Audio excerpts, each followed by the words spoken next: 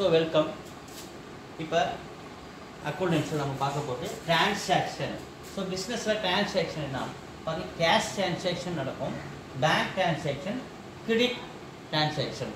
So முக்கியமாக அந்த 3 transaction அக்கௌண்டன்ஸில் ரொம்ப முக்கியம். ஸோ கேஷ் டிரான்சாக்ஷன் என்ன, பணம் பரிமாற்றம் உடனே நடக்குது. ஒரு 5000 ரூபாய்க்கு தேவையான பொருளை வாங்குறீங்க, உடனே காசு கொடுக்குறோம். காசு கொடுக்கறது மூலமா நம்ம கிட்ட காசு வெளில போயிடுது, பொருள் உடனே உள்ளே வருது.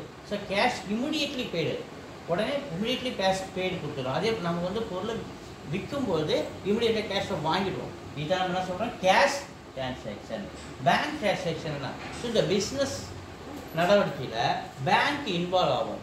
பிஸ்னஸ் நடவடிக்கையில் பேங்க்கை நம்ம இன்வால்வ் ஆகி நம்ம பிஸ்னஸ் டிரான்சாக்ஷன் ரொம்ப உதவியாக இருக்கும். இதான் நம்ம பேங்க் டிரான்சாக்ஷன் அப்படின்னு நம்ம சொல்கிறோம். உதாரணத்துக்கு நம்ம பொருளை விற்கிறோம், நம்மக்கிட்ட வாங்கி போன கஸ்டமர் பணத்தை எப்படி கொடுக்கலாம், டெபிட் கார்டு மூலிமா கொடுக்கலாம், செக்கு கொடுக்கலாம். ஸோ செக்கு கொடுத்தாங்கன்னா நம்ம பேங்க்கில் போய் செக்கு போடுவோம். அப்போ செக்கு பேங்க் மூலிமா தான் அந்த பணம் நமக்கு கிடைக்கும்.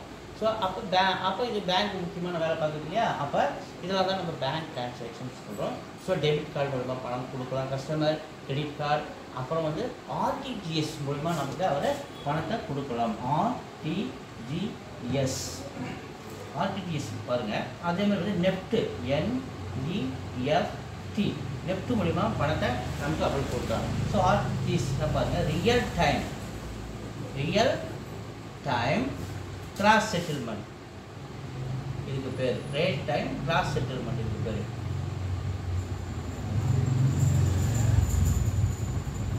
இதுதான் நம்ம என்ன சொல்கிறோம், ஆர்டிஜிஎஸ். இது மூலியமாகவும் அவர் பணத்தை கஸ்டமர் நம்ம கொடுத்தோம். அடுத்து நெஃப்ட், நேஷ்னல் எலக்ட்ரானிக்,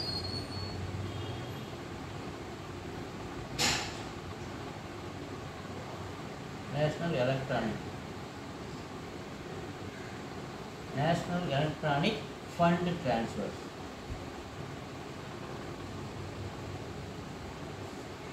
ஸோ இதுதான் நம்ம நெஃப்ட்னு சொல்கிறோம். ஆர்டிஜிஎஸ் மூலிமா பணத்தை நம்ம கொடுக்கலாம், நெஃப்ட் மூலிமா நமக்கு பணத்தை கொடுக்கலாம், டெபிட் கார்டு மூலமாக கொடுக்கலாம், கிரெடிட் கார்டு மூலமாக கொடுக்கலாம், ஸோ செக்கு மூலிமா கொடுக்கலாம். இது எல்லாத்துக்குமே நமக்கு பேங்க் வந்து இன்வால்வ் ஆகுது. அதுதான் இது எல்லாத்தையுமே தான் என்ன சொல்கிறோம், பேங்க் டிரான்சாக்ஷன் சொல்கிறோம். அது கிரெடிட் டிரான்சாக்ஷன், கடனுக்கு பொருளை வாங்குவோம், கடனுக்கு பொருளை கொடுப்போம். ஸோ அப்படி சில நேரத்தில் நம்ம கடனுக்கு நம்ம பொருளை வாங்கும்பொழுது நமக்கு கிரெடிட் காசு அதிகமாகுவாங்க. கிரெடிட் காசு அதிகமாக பணம் வந்து சில நேரங்களில் பேங்க்கு கொடுக்குறோம், குறிப்பிட்ட பீரியடில் நம்ம அதை பேங்க்கு பே பண்ணணும். ஸோ இங்கேயும் பேங்க்கு நமக்கு என்ன பண்ணுது, சில நேரங்கள் உதவும். அதே மாதிரி பேங்க்கே சில நேரங்கள் அந்த பணத்தை கொடுக்காட்டாலும் நமக்கு கிரெடிட் காசு லைபிலிட்டி சைடில் அதிகமாகிடுவாங்க. நம்ம குறிப்பிட்ட காலத்தில் அந்த பணத்தை நம்ம பிஸ்னஸ் பண்ணுறத கொடுத்துருவோம் இல்லைங்களா. ஸோ இதுதான் கிரெடிட் டிரான்சாக்ஷன் நம்ம அப்படி சொல்கிறோம். Cash transaction, bank transaction, credit transaction ரொம்ப முக்கியமானது பார்த்துக்கிட்டேன்.